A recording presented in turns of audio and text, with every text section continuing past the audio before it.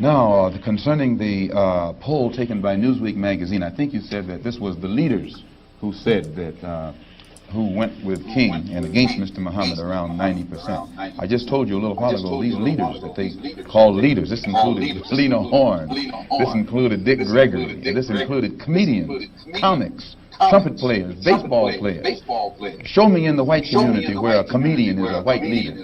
Show me in the white community where a singer is a white leader, or a dancer or a trumpet player is a white leader. These aren't leaders. These are puppets and clowns that have been set up over the white community and over the black community by the white community and have been made celebrities and usually say exactly what they know that the white man wants to hear.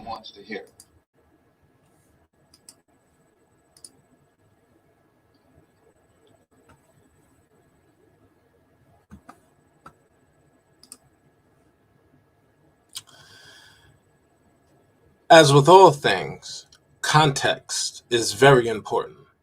Very. To confront the world as though it has just begun existing because you did is a white man's logic, used to justify discovering lands, people, and places that pre-existed him by eons of incalculable time. So as a student and adherent to the majesty of context, I must invite you to a historical markup of relevant events leading to why it is this live is before you at this late PM. At the outstart, there are two things about the thumbnail that I use that I must clarify for clarity's sake. One, I removed the suffix from Charlemagne's pseudonym because I was taught a long time ago that God is the Asiatic black man, the maker, the owner, cream of the planet Earth, and the father of civilization. And in order to be such a lofty and praiseworthy being, you cannot likewise be an idiot, tool, fool, or coon. That's water and oil right there. The two, by the nature of their very existences, cannot coexist. So Charlemagne, like anyone else for that matter, can call himself whatever he likes, but I will not desecrate my understanding by standing under his own. Understand what they say when they say that in the beginning was the Word and the Word was with God. That shows you right there how powerful words are. In the Islamic traditional teachings, they say that the tongue is the most dangerous part of your being, which is why Allah caged it behind teeth and sealed it behind lips. And right in your average dictionary, they have a word seldom invited into the confidences of your deliberations called person. It has two root origins, one Latin, one Greek. The Greek definition, which was stolen from our ancestors in Kemet, is further broken into two sources still, with the last one being sound. Stated another way, our ancestors knew that words/sounds can move our being to inspiration or disease.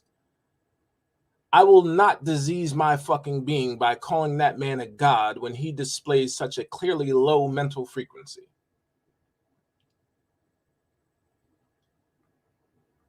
Two, I placed in quotations the word ignorant and attributed that to Charlemagne. The reason I did that is because he was and is in agreement with the ADL in saying that Whoopi misspoke. Stated another way, he's saying that Whoopi made an ignorant comment. With that out of our way, let's get into it. Charlemagne the God has weighed in on the Joe Rogan scandal, talked about it on the Breakfast Club. He has some interesting comments here. Let's take a look and then we'll react. I mean, listen, if you've been in this business long enough as a broadcaster, you said something stupid. You said something that would be deemed problematic at some point. But when those things come back up, what can you do?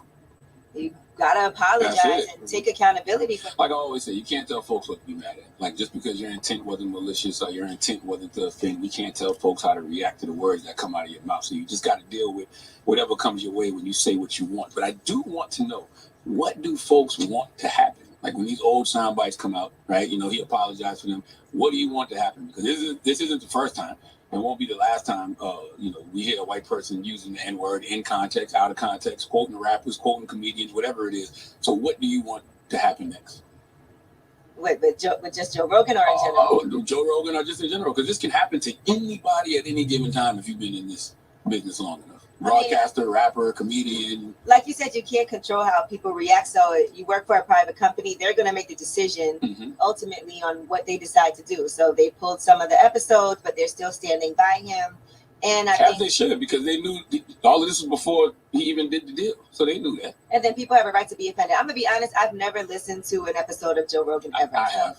I know you have. All the time. I haven't. So it's hard for me to say an opinion on somebody who I've never.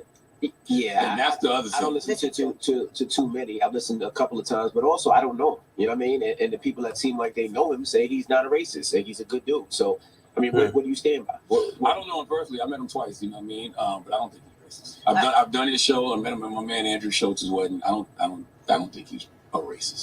But can you say racist things and not be racist? But I do think it's wild that if you look at like Joe Rogan, and you say, okay, well, they just scrubbed his whole episodes. And some of them, not a lot. There's a lot of. Then you look at somebody like Whoopi Goldberg, who gets suspended for 2 weeks. Oh, you said something that's very important just now. Can you say racist things and not be racist? Depending, right? Because you can say a slur, right?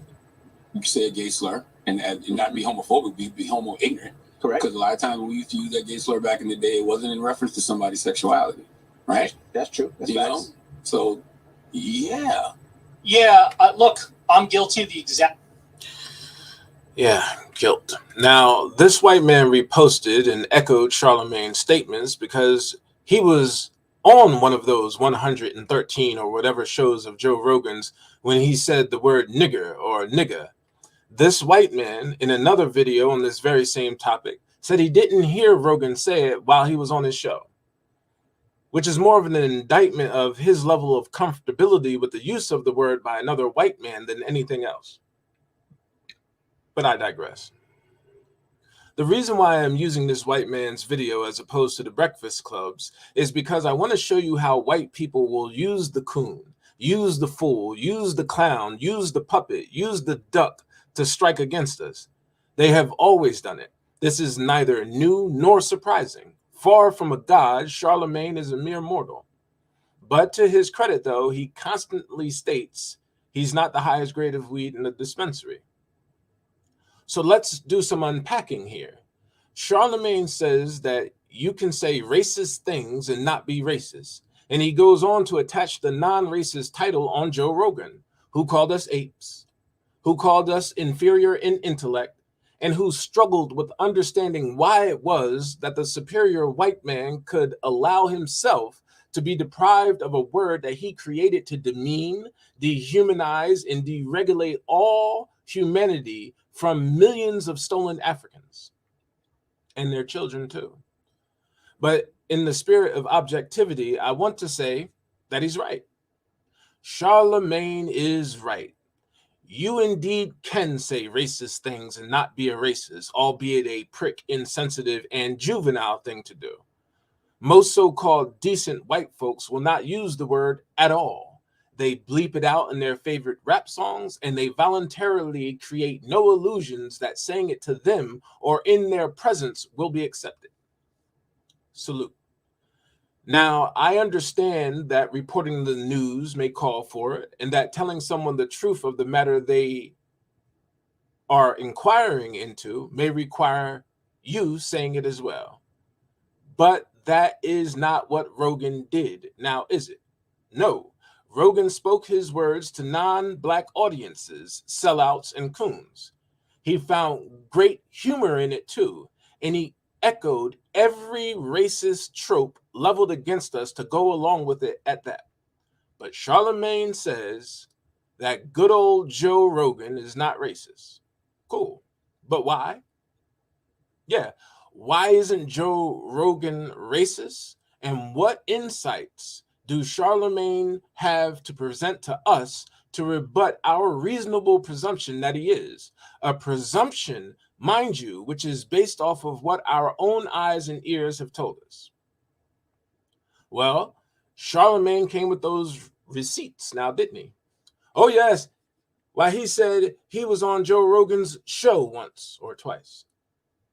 Bars. And he said he went to a Jewish friend's wedding and Joe was there too.